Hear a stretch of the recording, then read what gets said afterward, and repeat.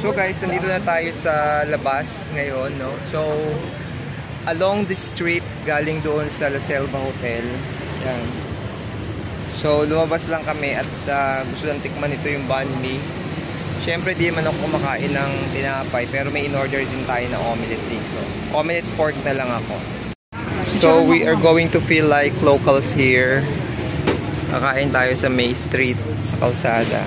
Doon sa area doon, mas marami pa ako makain. Wala na kasi kaming cash. So, kaya ano lang muna. Tatry lang namin to itong pagkain na dito. So, ito siya. Oh.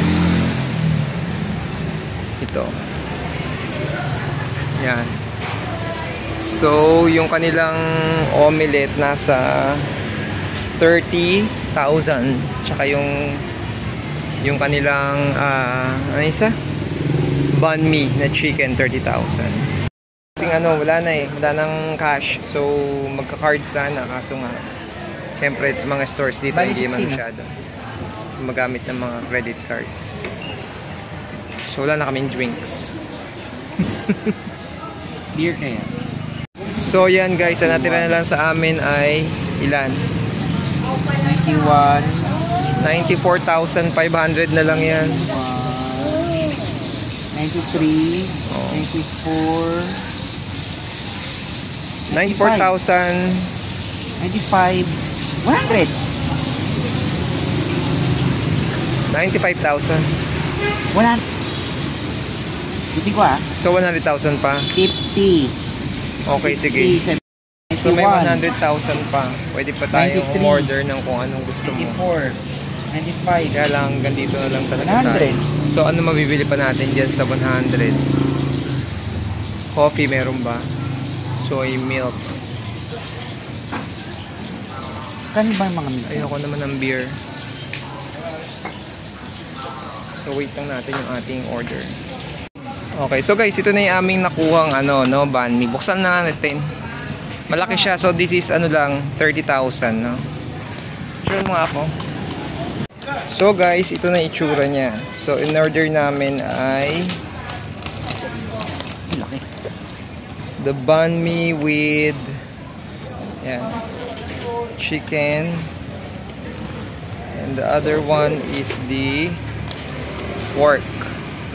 So yan yung banh mi na gustong-gusto nila. Tapos yun yung mint tea. Kumquat mint tea. Kumquat mint tea. So yeah, so we will try.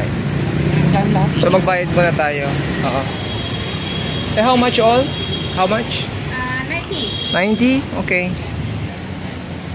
So put the hot chili. That's the sweet. Sweet.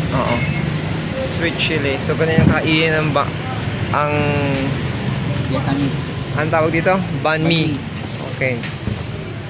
Okay. Ang lasa. Picture muna natin. So yan guys, kakain tayo ng banh mi. Banh mi here in Vietnam. So ito yung kanilang banh mi na may pork omelette. Omelette and pork. So of course kakain ng bun. Only the omelette. So anong lasa nung tea? Tinapay pala. Tinapay maasim-asim ba? Tea wala pa. Masim. Maasim-asim yung tea nila. Yun daw, no? Medyo maasim-asim yung tea na yun. Yeah, but now we're just lang. Ito. Yan. So mayroon din mga iba pang kakain. Mukhang gusto nila dito. Yan. So kakain din sila guys, no? So yun lang muna guys. Tapusin ko dito kasi naglo-lowbat na rin ako. Lowbat na tayo. So yeah, update ko na lang kayo sa mga iba pa nating mga susunod na vlogs. But for this time, ito na muna yung aming experience dito. Feeling local tayo dito sa Vietnam. Kain muna kami. Okay, see you sa ating mga upcoming vlogs pa. Bye!